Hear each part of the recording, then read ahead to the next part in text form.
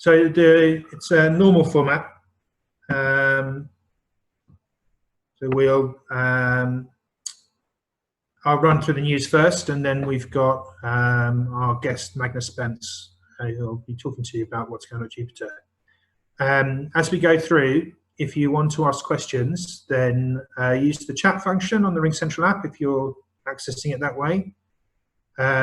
Or just email me at jc@martinandco.com, and hopefully those instructions are repeated all the way through the presentation, so you should be able to follow what's going on. So there we go. Let's kick off. So, I mean, it's been a relatively quite week, actually, for some of the big things. 3 big news stories that stuck out for me.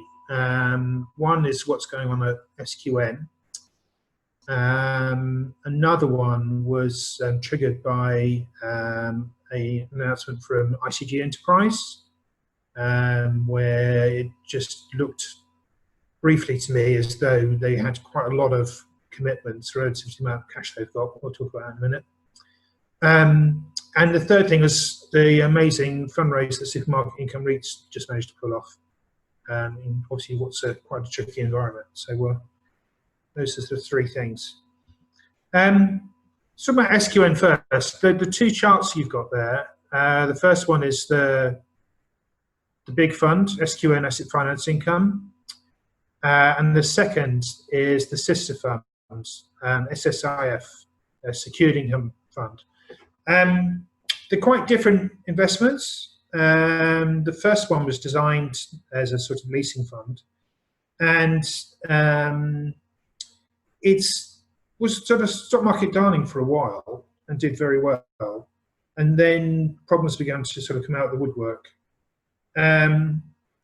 So what we've seen, I mean, if you go all the way back, the first sort of things that happened, it had a loan to a solar panel company in the States called Suniva, and that ran into problems with Chinese competition, so that they petitioned Donald Trump to put tariffs on solar panels coming from the US, and that was actually the thing that kick-started the trade war.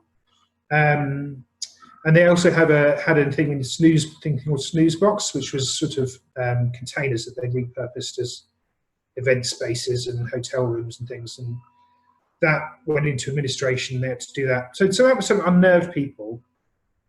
But what really, two big things really got the rating started to slide. One was that they raised a lot more money in the C-share issue and then seemed to struggle to invest it and ended up giving £40 million back. That was in 2018. It's actually 2 years ago today. And the other thing was, more recently, they financed a whole portfolio of anaerobic digestion plants. And they seem to, and this sort of speaks to the problems that they had in terms of investing money, they seem to have kind of rushed into it without doing enough due diligence. So they were new plants under construction, and it turned out that some of them didn't really work very well and had to have some remedial work done on them. And others were in areas where it was quite hard to get hold of the feedstock. So anyway, they've taken a massive hit to that portfolio. They do think they can revitalise it and write that money back again, but I think investors have lost faith with it so much that it was inevitable they were going to lose the management contract. So the board said, we're looking for a new manager, and quite a lot of people threw their hat in the ring.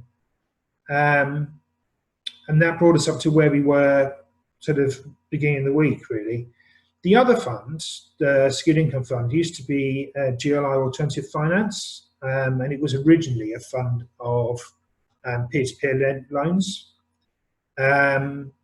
When it got spun out of GLI and the whole thing got a bit more professional, the new manager came in called Dawn Kendall, and she's done a great job at repositioning it, focusing more on direct lending, larger loans, smaller number of larger loans, and gradually working out the peer-to-peer loan portfolio. There's still a bit of that left, and that accounts for most of the NAV decline that there's been since.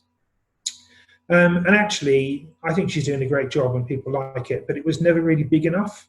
And they did say that if they couldn't grow it, that they'd hand the money back. So it's got a continuation vote planned for this year in November. So what they've just said they'll do is bring that continuation vote for secured income funds to the 19th of June. And in a separate announcement, SQN Asset Finance is now going to have a continuation vote on the 30th of June. And so that will decide whether things are going to get kept going or not. But the management companies are changing.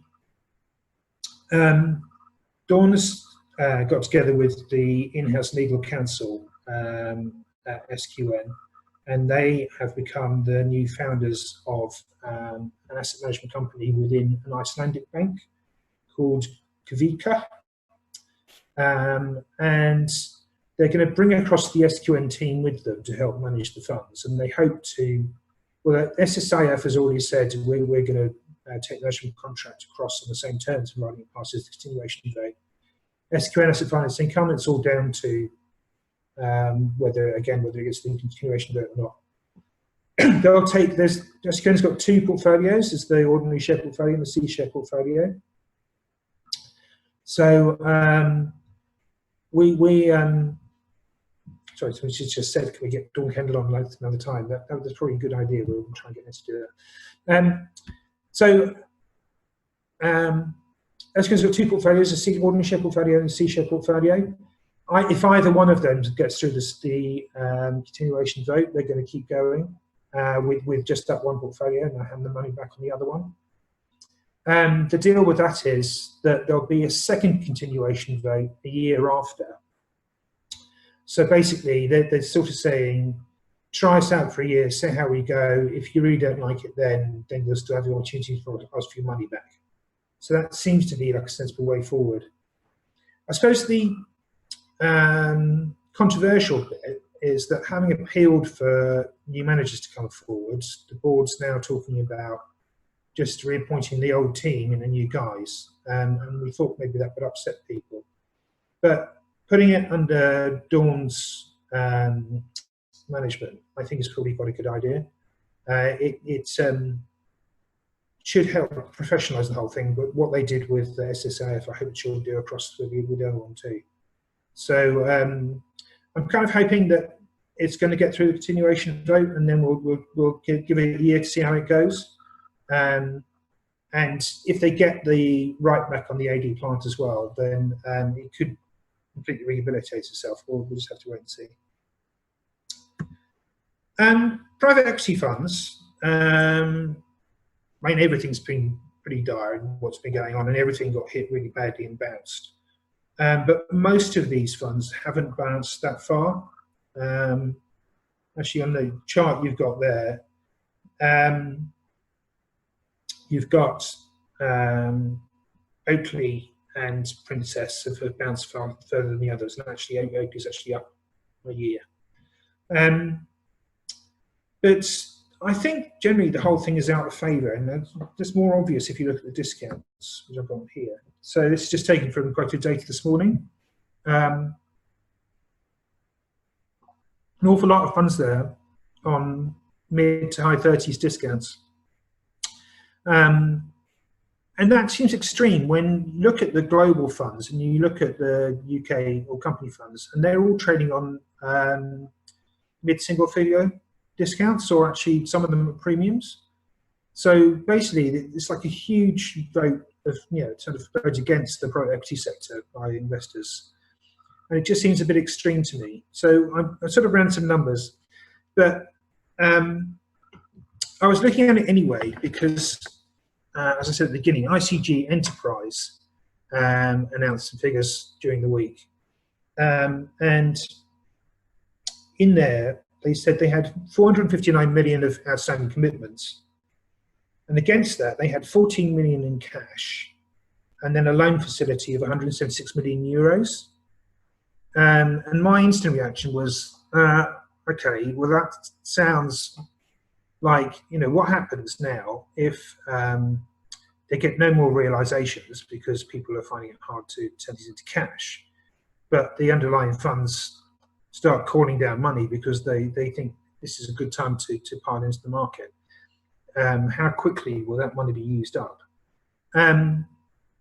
So I looked at the similar numbers for some of these other funds. I just focused on 4 of them. So I'll actually would 5 now because I did Princess this one as well.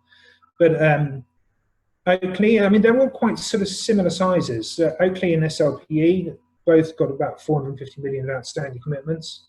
A bit more cash than ICG's got, but not about the sort of same size of borrowing facilities as well. The numbers for NB private equity, they've actually got more liquidity than they've got outstanding commitments, so that they seem to be in the clear. But they are actually geared with sort of zeros and bank debt as well. I think about 28% geared. And then Princess, I think the numbers there are, again, roughly that they've got enough. I think it was 72 million of commitments and no actual wiggle room. So on the face of it, all seems a bit finely balanced. So we talked to the managers of ICG Enterprise to find out what was going on. They basically said, in a normal scheme of things, the amount of liquidity that they've got at the moment is enough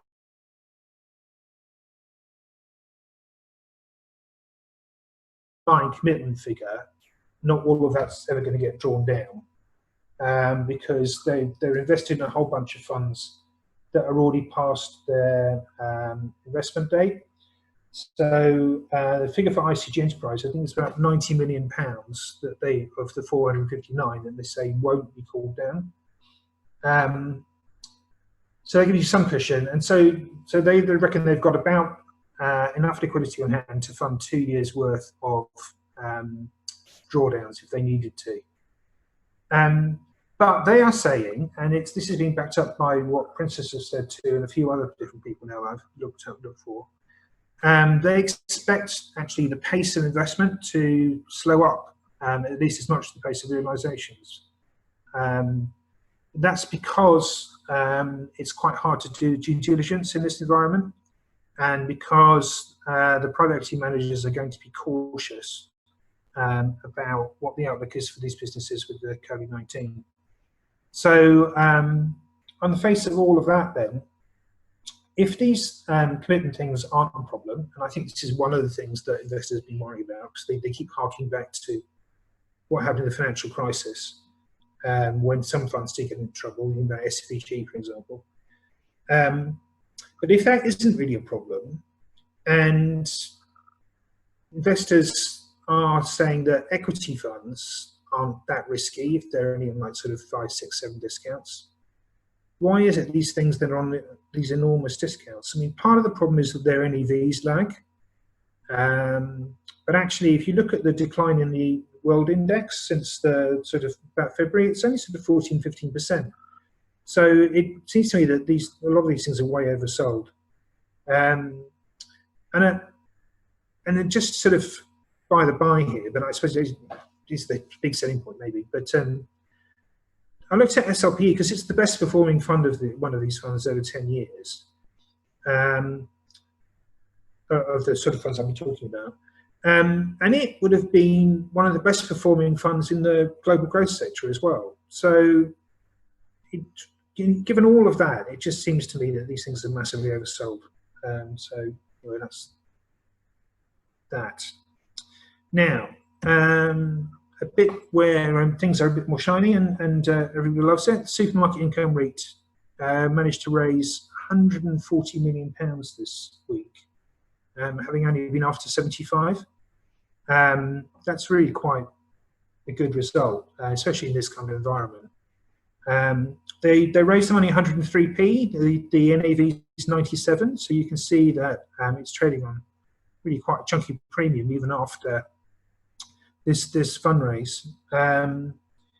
And you can also see what a massive buying opportunity you had at the third week of March there, but I don't think many people managed to take advantage of that. The attraction obviously is that, whereas all sorts of retailers in trouble. Supermarkets are still doing quite well. And in this whole COVID-19 thing, it's one of the few bits that have stayed open, and we're all happy for the people working in the hotel, and it's all quite good. They've had no trouble collecting the rents. So where we've seen other property companies reporting that they're struggling in that regard, they've got all the money in that they're expecting. They're also getting rent rises through. A lot of the leases that they've got are struck on rents that go up with inflation, and sometimes with a cap, sometimes with a floor. So actually, these look like really quite good investments. The 140 million they've raised, they'd already identified 2 supermarkets they wanted to buy, which were going to cost them 115. So that 75 million plus some debt would have paid for that. Now with the 140, there was a bigger 180 million behind that, that they had in mind to buy. So they'll be able to do some of that as well. There was a story in February that they're looking at buying a slice of a deal that British Land and Aviva have got, where they own a bunch of Sainsbury's supermarkets. I think it's 26 supermarkets. And it'd be interesting, they haven't actually concluded that yet, but it'd be interesting, that might be a way forward. They might take bigger and bigger slices of that pie. We talked to them the other day. Their ambition is considerable. I mean, I think they'd be quite feasible that this could be £1 billion fund. So expect it to keep coming back for more money. I don't know whether that means the premium is sustainable, but the yield is obviously very attractive, and then inflation yield, pretty safe yield in this environment, is a nice place to be. Cool. So that's the sort of big things on the news. I mean, there were bits and pieces today about Schroeder UK Public Partnership. I thought was interesting. So they come up with their first set of results, but it's still quite early days. The only thing about that, I had a little rant last week. They've only published the top 10 holdings in the annual report. That seems a bit off to me, actually. Obviously, people want to know what they've got rid of and what they still hold. The top 10 cover about 2/3 of the fund, I think. But I really do think that companies ought to be publishing their whole portfolio at least once a year. So maybe we can have a moan about that. Anyway, enough moaning. Let's see now if I can get hold of Magnus, who's our guest this week. He is the man in charge of Jupiter's investment trust business. I think I've got your title right there, Magnus. Is that right? That's spot on, James. Good morning, and thank you. Good morning. So I thought it's great to have you. I mean, I think the idea is really just if you could give us a bit of a rundown of the business and the funds that you've got at the moment, and what plans are for the future. But given it's such a big issue, maybe we could start with talking about what's going on with the tie-up between Jupiter and Merian. Yes, sure. So Jupiter announced back in February that it would be acquiring Merian Global Investors, and we are hoping that that deal will be approved by our shareholders on the 21st of May, and that the acquisition will be consummated sometime in the third quarter. That date is slightly in flux because of COVID-19. It is very difficult, of course, to do a deal when everyone's working from home. But we're making progress in that regard. The tie-up's interesting. I think there's a number of reasons why Jupiter's decided to do it. Firstly, there's a good strategic fit, actually. Merian have 2 really big teams. One's a systematic equity team, and the other's their UK mid and small cap team, which manages the Merian Chrysalis Investment Trust. We don't have systematic capabilities, and our UK small and mid cap capability is somewhat small. So that's really attractive to us. They've also got quite a few assets in areas which we're looking to grow, where we have capabilities as well. So we hope that will accelerate our growth. So that's a sort of strategic fit. We like them, they like us. They're quite similar minded. They're investment-led, all based in London. At least the managers are all based in London. They're fundamental, independent teams, and we think that's going to fit in nicely with us. And frankly, there was an opportunity. Merian was brought to us as an opportunity, and we thought the price looked attractive.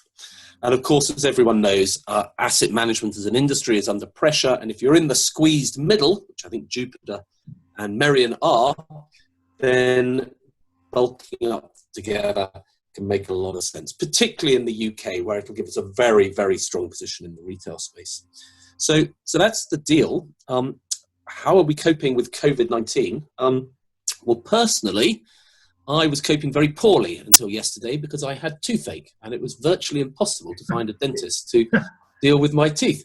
But yesterday I managed to find a delightful chap based in Maidstone who claimed to be a dentist. He was dressed as a spaceman, so I have no idea if he was or he wasn't.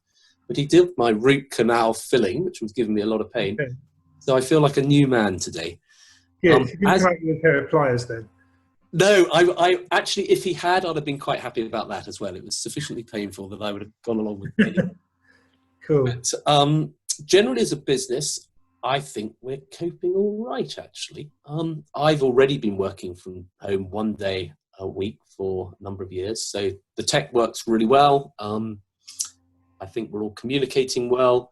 The deal is difficult. You know, you're trying to work out how you're going to get on with your new colleagues, but you can't meet your new colleagues, so you do everything over Skype and that sort of thing. That's a bit weird. But otherwise, I think it's okay. You know, I just remind myself that asset management is actually a remarkably fortunate business. We continue to receive our income. Sure, it's down a bit because markets are down a bit, but we have no worry about bad debts. We know where the cash is. We're allowed to go in and take it as long as the custodian approves that. And you know, things continue on a daily basis. Reacting? Are they being so sensible, or has there been money flooding in and out? No, it's been actually remarkably little inflows and outflows. There was a little flurry at the start of COVID out, but we've seen a steady trickle in now. I think one of the biggest issues which our investors is talking about is, and this is particularly wealth managers and retail investors, it's how to replace the income that they would have got from their UK equity portfolios prior to COVID. You know, and Shell's announcement, first cut in their dividend since the Second World War. There was only one before that, and that was in 1929. That really just sort of highlights the anxiety for investors who require income at the moment. And of course, what that means, I guess, is that all these investment trusts that hold alternative assets, such as the supermarket trust you were talking about earlier, become very attractive. Doesn't surprise me at all that they raised a lot of money yesterday. It seems like exactly the right thing to be promoting to investors at the moment. Good. All right. So let's talk about some of the existing funds then. I don't know which one you want to start with. I'm sort of slightly random order there, as it occurred to me in my head. Maybe that's supposed to be alphabetical. It's actually, I suppose, Jupiter UK Growth is an interesting one because that's you're replacing the manager with Richard Buxton. Yes, that's right, James. So we've had a period of difficult performance on that trust. And the board announced last autumn that they were going to review the management arrangements, and then announced in February this year that Richard Buxton of Merian, Global Investors fame, would be taking over the trust just as it originally envisaged to be the end of April, but that's had to be pushed back a little bit to allow for us to get the shareholder vote on Jupiter buying Merian through. So we're now expecting Richard to take over on the very shortly after the 21st of May when we have our AGM and that shareholder vote. So in the meantime, we've put in place a transition management team, which is led by our Chief Investment Officer, and they have been transitioning the portfolio from the old positioning under the old manager to Richard's strategy. And yeah, it'd be fair to say that the portfolio is pretty much in line with what Richard would want it to look like now, so that on the date that he formally takes over, he won't then have to work his way through a portfolio and change it around. It'll be good to go. So was that quite a wholesale change, or? Yeah, I think if I had some, I would say there was about 20% of the holdings which we kept. Okay. The rest have been changed. The big difference is we've moved from being primarily FTSE 250 focused, I would say, to being larger cap focused, Okay. which is totally consistent with the way Richard manages money. Okay. Cool. I'm assuming that doesn't cost a lot to get that done. Yeah, it was a few basis points. You know, we were very keen to make sure that we weren't transitioning the portfolio during some liquidity crisis associated with COVID. And we've done it very, very effectively. It's a small trust. Yeah. It's only £30, so you're not going to be moving markets significantly. Cool. So he has a sort of fan club. Do you think you can actually grow this fund from here?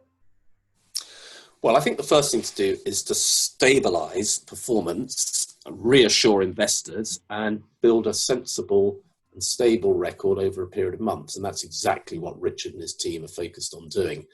So that's the first activity. It's pleasing to see that we're outperforming in April, that Richard's outperforming in April.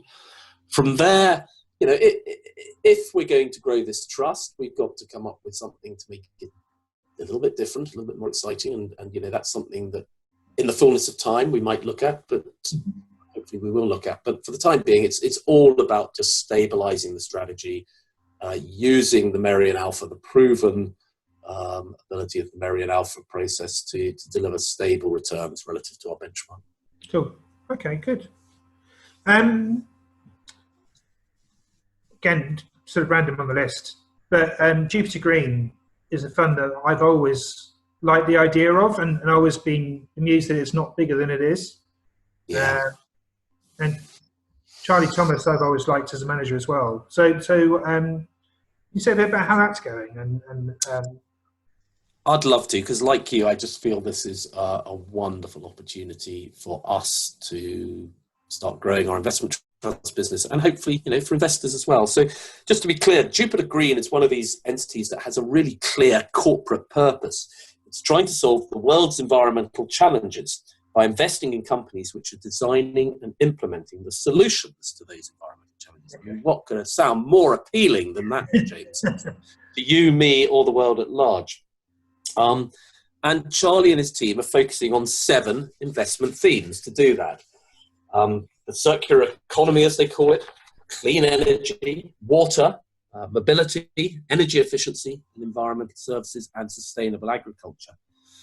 And I'm just going to give you an example of one stock he holds, which kind of illustrates why I really think this investment trust has opportunity. It's a French stock called Hoffmann Green Cement. Now, the cement industry as a whole around the world, if it was a country, would be the 3rd largest emitter of CO2 after China and the US. So it's a significant contributor to the CO2 problems in the world. And Hoffmann has come up with a technique which produces cement with 1/5 of the carbon emissions of normal cement. That has to be an attractive technology to help with environment solutions. So that's exactly the sort of company that this portfolio holds. And that company's growing and seeing huge potential. In fact, the stock is up 5% this year. The second point I'd just make on Jupiter Green is, you know, the effect of COVID undoubtedly pushes climate change off the top of the agenda for a period of time. Yeah. But I do think society at large has enjoyed the clear skies, the lower amounts of pollution, and some of the travel-saving technologies, such as the thing we're using today. So I am pretty convinced that society will change post-COVID. And you know, one of the examples that Charlie was mentioning was that the EU's putting environmental issues and its Green Deal at the centre of the European COVID recovery plans. So, you know, from these periods of huge dislocation, you often get accelerated changes, and I do hope that that will allow Charlie's trust to really get going again.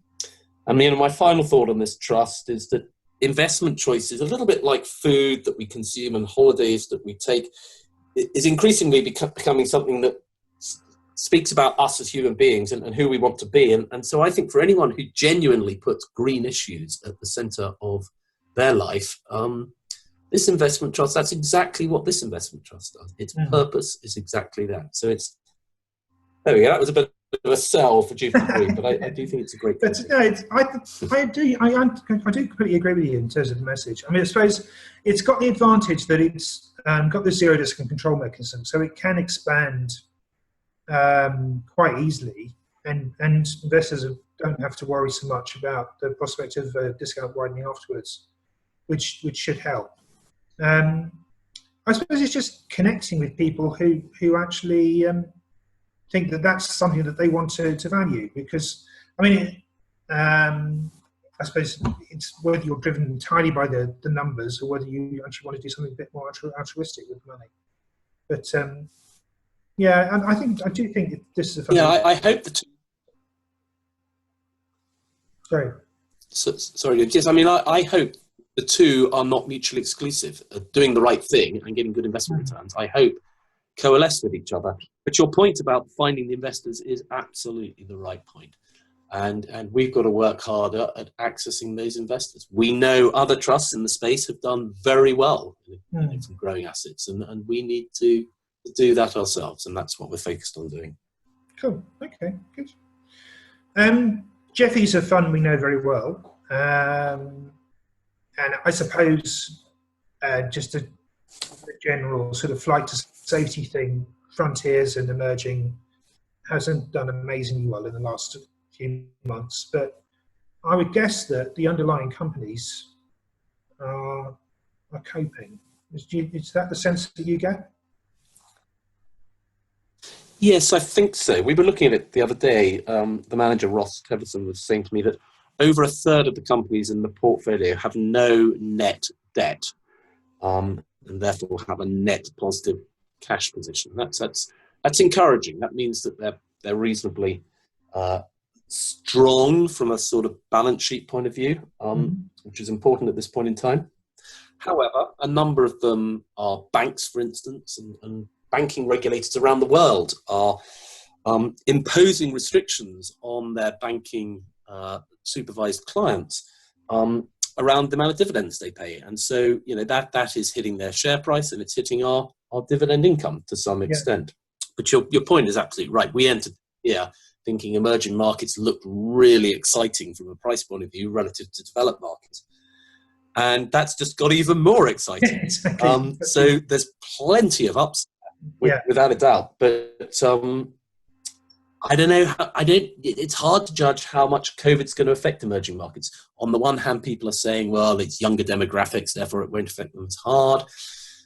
People are also saying it's really hard to impose lockdowns on informal economies, so they won't have the economic hit that the developed world's had. But let's see. But either way, Ross finds great companies which are underappreciated, which have pretty strong balance sheets, and I'm sure this company will have its day, both from a performance and growing point of view.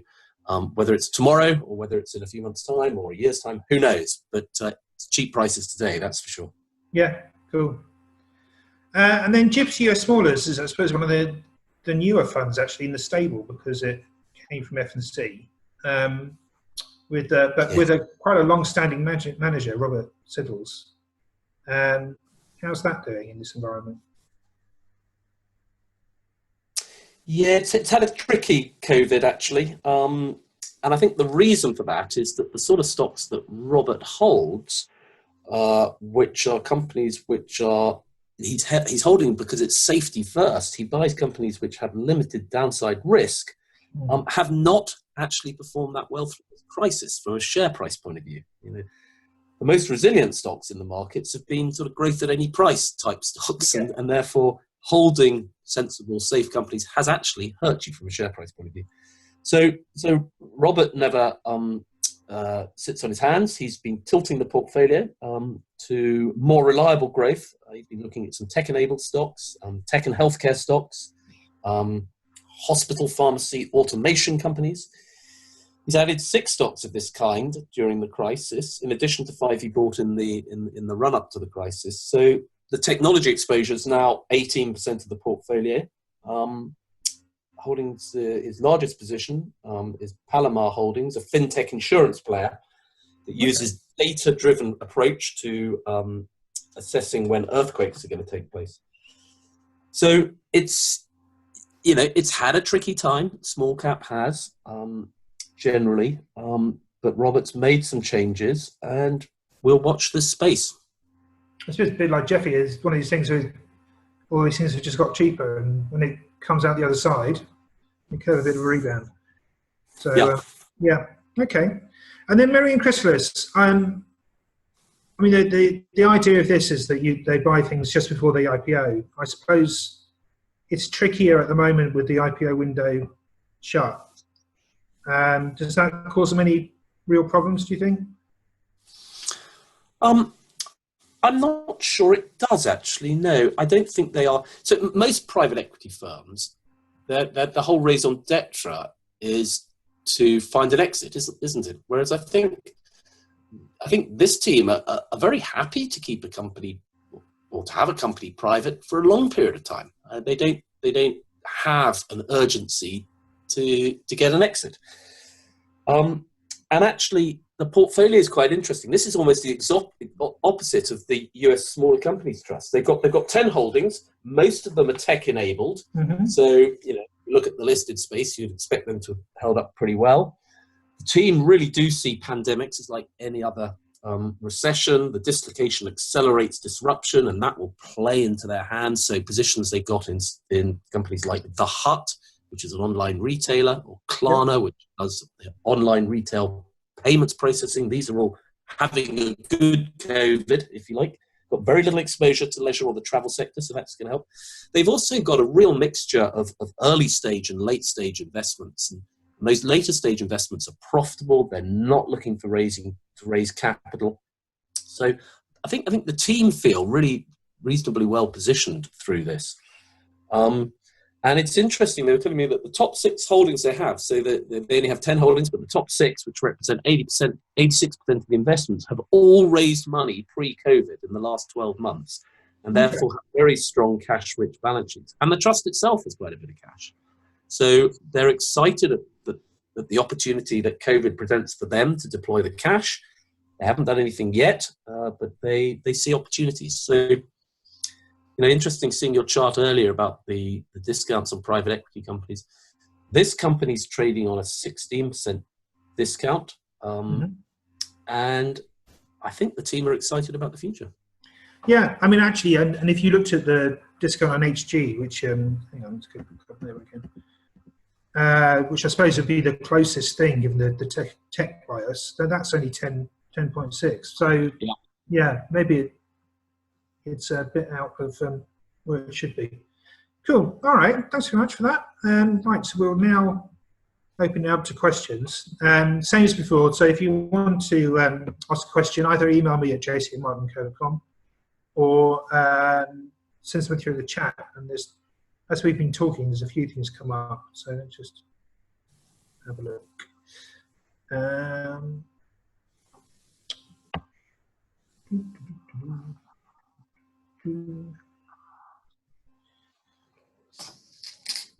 There's a couple for me as I was going along. I'll just handle first. So some stuff about SQM. So is there anything that the management team can do under the KKV umbrella that they couldn't do under SQM? I don't think so. The main change I think that's going to happen there is that with Dawn in charge, the underwriting process will be tightened up. I think they were conscious that they needed to do that anyway, and I do think she's actually quite good at that. So that'll be the main change, I think.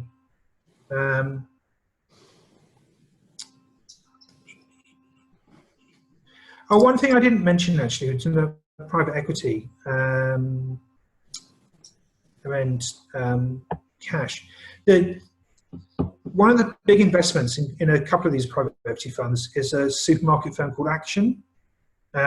Just going back to what we were saying about how well supermarkets are doing. That actually got refinanced last year. It's in the Princess portfolio. It's one of the reasons actually that they don't really have a problem. I think it's 12% of their funds, which is a fair chunk of money. And in their managers Partners Group has sold its stake in Action to another private equity firm, so they're going to get cashed out. And they've made 36 times their money on that investment, which is just crazy when you think about it. But Standard Life Private Equity, it's also its biggest investment. Their access isn't through partners, it's through 3i, and actually they're hanging on to that because they see further upside. So I just thought, yeah, so Princess, even though it looks like it's completely fully invested, it's got a big chunk of cash coming.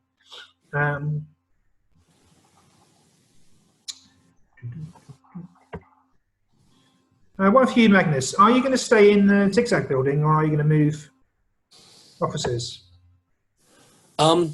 So the plan is to stay pre-COVID. The plan is when we acquire Merion to stay in the Zigzag building. But I kind of suspect we're only going to need about 3 desks because everyone's going to want to work from home post-COVID. So who knows? We might be coming to join you down in Chelsea, which would be rather fun, wouldn't it? Yeah, definitely. Is this Merion deal one of many to come, or would you look to keep buying other asset management businesses? Oh, now that's the $1 million question. So our chief executive, Andrew Formica, who's been in place for about a year now, and was previously at Henderson's, has done a number of transactions in this space in his career.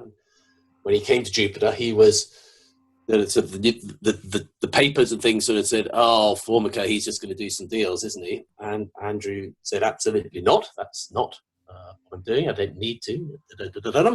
And then Merion came along, which was just a wonderful opportunity. So I think that was a one-off. I don't think we have any plans to go on an acquisition spree. We've got some great managers, actually, who need to grow.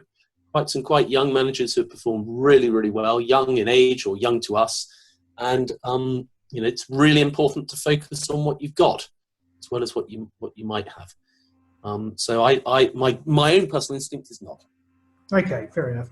But just in the trust side of things, are you on the lookout for other mandates, any plans to launch anything else in any other sector? Yes, absolutely. We are light of assets and strategies in investment trusts. We are very committed to the space. We want to build on our presence today. So we are actively out looking at opportunities to do that.